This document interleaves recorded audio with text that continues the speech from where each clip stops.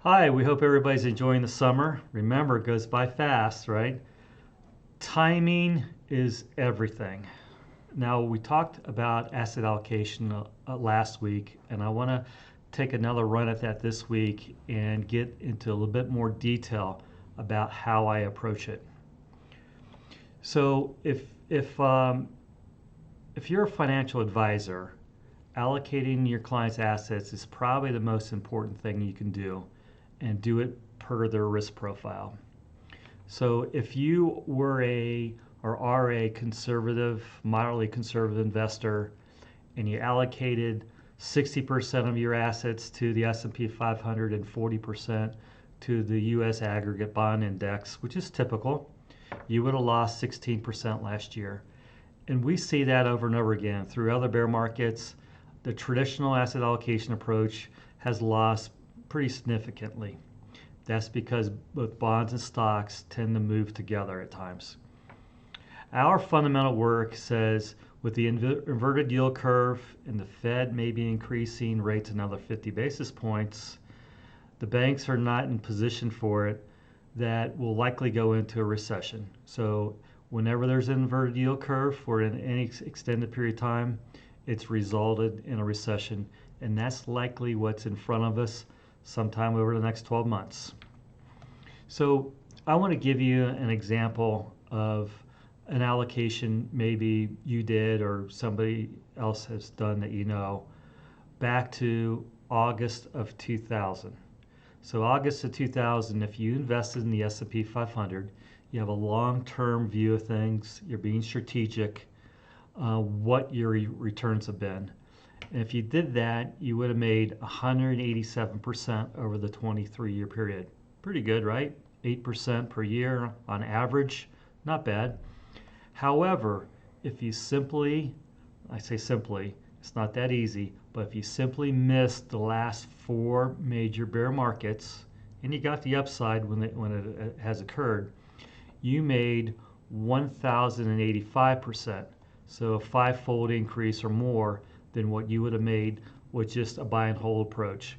So 8% on a buy and hold, 47% if you were tactical and avoided the downside. Now, just keep in mind, it's not that easy, okay? It's a really hard thing to do, and being tactical doesn't mean you won't lose money. So graphically, this is what it looks like. Here is August of 2000. The market declined roughly 50%, and then it came back. It came back over roughly a 5-year period, and then it went down another 50%, and then it came back over roughly another 5-year period, and it's back to even from where you were roughly 13 years prior. So it took you 13 years to get back to even with that buy and hold approach. My concern is that may be the markets going forward. We have high PE, high valuations on PEs. The Fed's being very restrictive. You just don't know, right? You're at a high level in terms of the markets. You don't know what the next 5 years or 10 years are going to look like. It could repeat this pattern. It wouldn't surprise me. So after the decline in 2009, there was a really nice return to get over multiple periods of time. And then you had another major bear market in 2000, as we all know, and then the final push to the upside. So we don't think it's likely we're going to see another high in this current cycle that we're in. We think that the markets are going to have to go lower before it goes higher.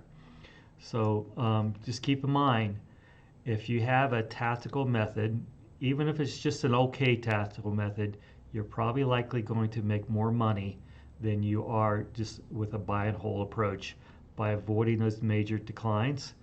And this might be an opportunity to go revisit your asset allocation. You might be close to being even, not quite, but close. You made some money this year. Likely the back half of the year is going to not look so great. In 2024, who knows what it's going to look like. We're hoping for a better 2024, but we just don't know how bad this recession might be. So review your asset allocation. Think about tactical a bit more.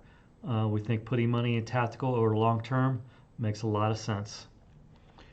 Now, how to incorporate this approach? So obviously, I've been in business 37 years, got a lot of experience at managing money, and I spent a lot of time developing a technical algorithm.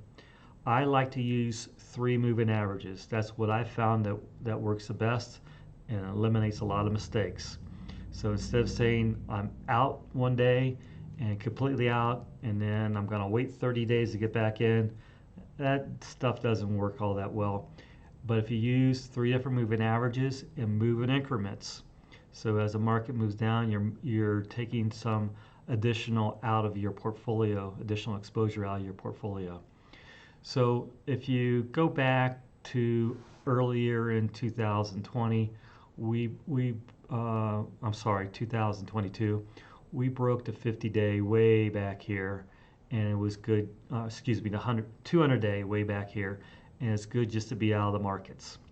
But you got to the point in October, it's set up for a nice rally as all the moving averages were in place with the 20 below the 50, 50 below the 100, 100 below the 200. They were all where they should be, and the market started to rally, and you got some buy signals occur through here. And so the markets continue to move higher. You can see higher lows through here. And now it's in a modest uptrend with the 200-day moving average going kind of in a slight upward fashion. It's losing some momentum. The market's losing some momentum in here. And here's the 20-day, the 50, and the 100-day. We think if it breaks the 20-day, it's going to give you a signal maybe to be a little less aggressive, take some money out of the markets if you're a very conservative investor. Otherwise, maybe wait for the 50-day and 100-day and the 200-day moving averages to break and take incrementally get out. So right here around the 4,200 level, there's a nice support level. This was resistance, now it's support, and we think that's probably a key point right around the 50-day to trip another signal to reduce exposure if it should occur. Now, thinking about fundamentals a little bit, the ISM Manufacturing Purchasing Managers Index is a really good indicator for the economy, where it is currently. And so if the Purchasing Managers Index is below 50, that means the manufacturing sector of the economy is contracting. If it's above 50, that means it's expanding. And you can see here, the last recession, quick recession that we had, the Purchasing Managers Index got into the low 40s. That's what it typically does. So I've been doing this 37 years and observed this multiple times, that in the low 40s, we're generally in a recession. When it breaks above 50, the economy is expanding. And then above 60, the economy may be overheating and rolling over. That's certainly what happened through here. It's not a great timing mechanism, but it's a good indicator of how the economy is performing. On Friday, we get the Chicago Purchasing Managers Index. Last month, it was at 40, so not good things in Chicago, right? So it was at 40 last month. It should be up. They're expecting maybe 44 for this for the month of May, or June rather. So a higher increase in the month of June. And so it would still be in a contracting mode, just contracting less fast. So that's a good prelude to what may happen on Monday when we get the National Purchasing Managers Index. I'm telling you this as I told you last week. The initial claims is another good indicator.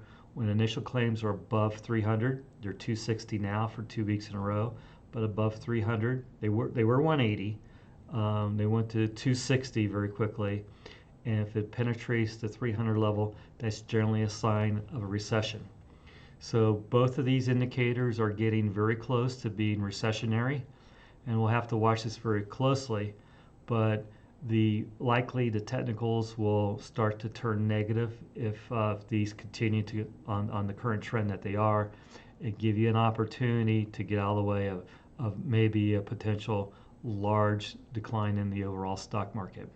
So as we look out, we think tactical investing in general is a really good way where you could or can protect your portfolio during declining markets and potentially pick up the bulk of the move in a rising market to significantly improve your returns over time.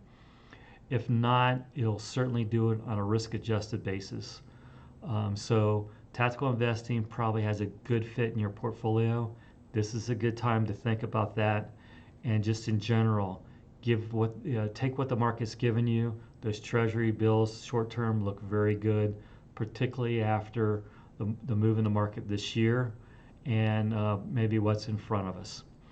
So if you want to subscribe to Market in a Minute, the hard copy, we can email that to you on a weekly basis.